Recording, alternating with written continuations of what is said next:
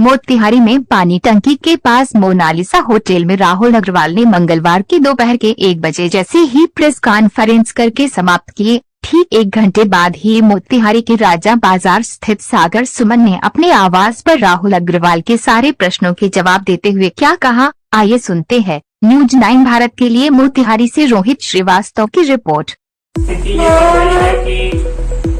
मन के अंदर से, आत्मा से और एक इंटरनल जो कंसस होता है उससे रोने की इच्छा हो रही है, लेकिन हम लोग कैमरा देख करके नहीं रो सकते हैं। कैमरा देख करके आज एक रोने की तस्वीर आई है और आरोप लगाया गया है पत्रकार सागर सूरज जी पर।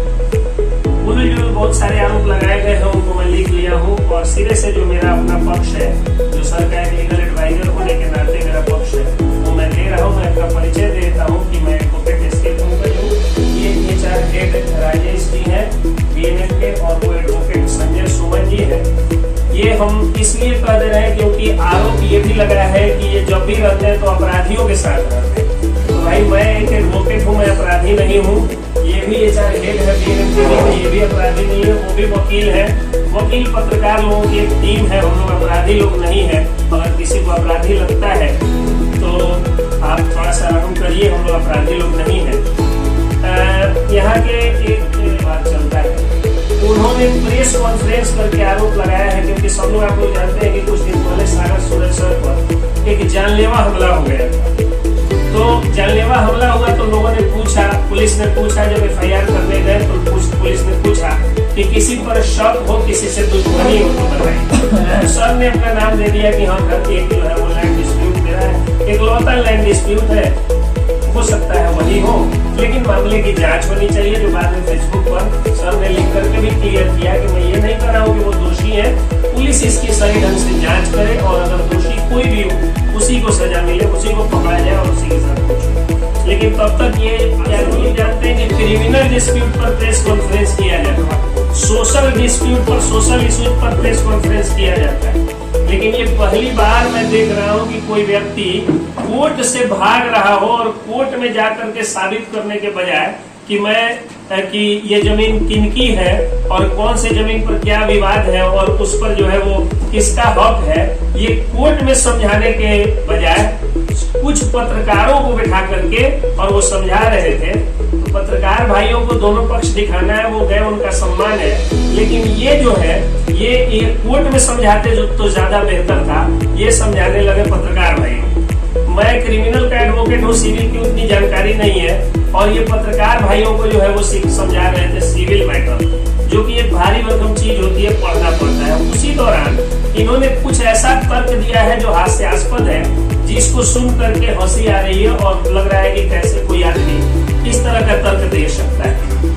पहला इन्होंने बात लिखा है कि पत्रकार सागर सूरज जी का आरोप है, और उसके बाद ये तर्क दे रहे हैं कि 10:30 से लेकर के और 4:30 तक मैंने क्या किया कि उसको मैंने जो है वो कॉल पर कंपनी मैन से, अपने कंपनी वालों से बात किया है और कंपनी वालों से बात करके और कस्टमर्स का डिटेल्स भी देखा जा सकता है। तो यही तो कह रहे हैं ना ये कि जांच कराई जाए, जो दोषी पाया जाए उसको सजा हो, निर्दोष पाया जाए आप बाइज्जत बरी हो जाइए, कॉल डिटेल्स देखा जाए, CDR देखा जाए, सारे डिटेल्स को चेक किया जाए और चेक करके बाइज्जत बरी कर दिया जाए। ये बात तो इन्होंने कहा और लिख करके भी कहा, लेकिन फिर भी ये रुदाली करने आ गए, मीडिया में अपना जो है वो चेहरा दिखाने के लिए आ गए। उसके बाद उन्होंने आरोप लगाया कि जब जब नए SP आते हैं, जब SP नवीन चंद्र झा आए, जब SP कुमार आशीष आए और जब ये SP आए हैं कंटेश मिश्रा जी, तब ये एक नया केस कर देते हैं पत्रकार सागर सूरज। तो अब ये बताइए, और ये एक इन्होंने जो है वो उदाहरण दिया है SC/ST एक्ट का। एक SC/ST एक्ट सागर सूरज जी ने कराया, क्योंकि आप देखिए इनके जो बैठे हैं वो जातिवादी लोग, सभी जाति धर्म के लोग इनके अगल बगल नहीं बैठते दिखते, ये कास्टिस्ट माइंडेड लोग हैं। तो जातिवाद आपको करना है, और आप अगर जातिवाद करते हुए किसी दलित महादलित के ऊपर उत्पीड़न करिएगा, उसको गाली दे दीजिएगा प्रतिबंधित शब्दों के साथ, और आप पर केस हो जाएगा, तो वो सागर सूरज जी कर रहे हैं। हर SP आने के बाद, हर 6 महीना साल भर के बाद अगर आप आदतन आपराधिक मानसिकता के होंगे और आप कोई ना कोई कांड करेंगे और केस हो जाएगा, तो वो सागर सूरज जी करा रहे हैं। मतलब सागर सूर्य जी जो है वो इस राज्य के डीजीपी होंगे, नहीं तो होम मिनिस्टर होंगे, तभी तो हर एसपी इन्हीं का हो जाता होगा, नहीं तो ये निर्दोष होंगे। एसपी साहब इनकी बात सुनते होंगे, अच्छी छवि के होंगे, तो दोनों में देखिए किस तरह की बात केस में वो मान रहे हैं, कह रहे हैं कि ये जो मकान हमारा है, इस केस में बोल रहे हैं मकान हमारा है। लेकिन जब टाइटल शूट का जब ये हमारे मकान में जब एक ड्रग इंस्पेक्टर ने और एडिशनल कलेक्टर ने रेड किया दवा की दुकान में, तो इसमें कह रहे हैं वही रमेश अग्रवाल कह रहे हैं राहुल अग्रवाल के पिताजी की ये जमीन ये मकान मेरा है। हाँ ये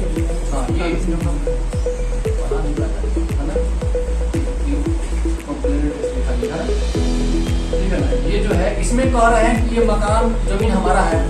और ये जो ड्रग इंस्पेक्टर ने और डीएम साहब ने रेड किया दवा की दुकान पर, उसमें वही रमेश अग्रवाल गवाह बन रहे हैं कि ये मकान साधु सिंह के यानी मेरे पिताजी, ठीक है। इस तरह की साधु सिंह की है और उस मकान में ड्रग इंस्पेक्टर ने रेड किया है और सील किया, ठीक है। उसके बाद केस मुकदमा भी हुआ, तो हम लोग जवाब दिया भाई हमारा किराएदार था, किराएदार चला रहा था। केस मुकदमा भी मेरे पिताजी पर हुआ, मकान जब उनका था तो उनके पिताजी पर या उन लोगों के मत केस थी उनकी। तो ये सारी जो ड्रामा जो है, ऐसे लोगों को क्या होता है कि देखिए अभी जो मेरे पे अटैक हुआ था कल ये हो, उसके अलावा जमाबंदी को देखिए, ये जब इनको लगा कि ये जो है ये रजिस्ट्रेशन करा दिए, तो ये जाके जमाबंदी को फड़वा दिए बजाते, जो व्यक्ति से रजिस्ट्री कराया उसको जमाबंदी जाकर रजिस्ट्रेशन से फड़वा दिए। तो बजाते सीओ ने रिपोर्ट किया है कि जमाबंदी को खड़ा किया है, इनका जमाबंदी सही है।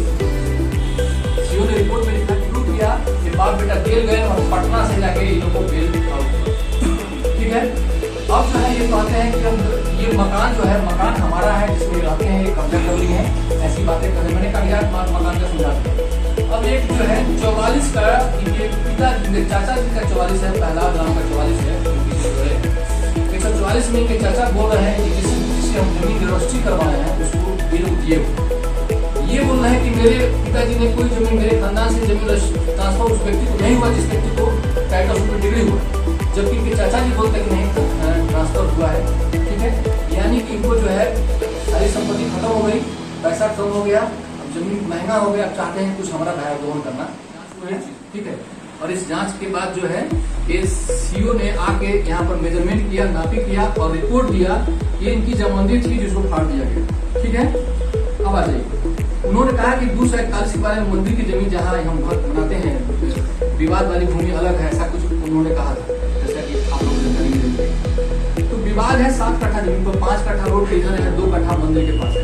मंदिर के कैंपस में 4 कट्ठा जमीन है। 4 कट्ठा जमीन में इन लोगों ने कहा कि नहीं ये नहीं आपका वाला ये है, तो मैंने कहा ठीक है मेरा वाला ये है, तो हमको अपना बाउंड्री कर ले दीजिए, आप अपना बाउंड्री करिए। तो नहीं कोई नहीं होगा। जब कोई नहीं होगा इसका मतलब पूरा डिस्प्यूटेड हो